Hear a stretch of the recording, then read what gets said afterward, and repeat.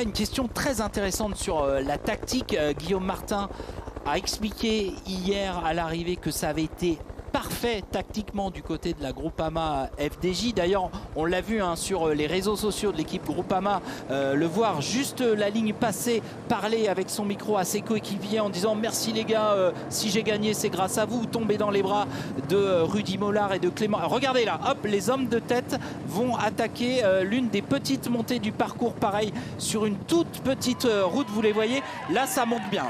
Là, ça monte bien, la route est toute petite. Ouais, et là, dans le peloton, ça va s'expliquer. Ouais.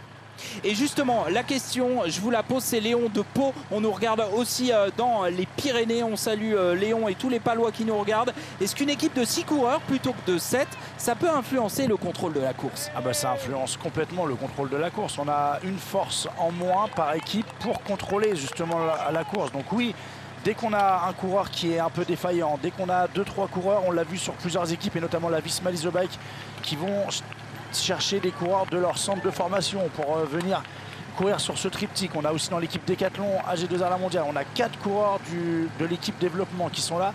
Et ben tout simplement, on a des coureurs qui ne sont pas encore très aguerris, qui ont encore besoin de progresser.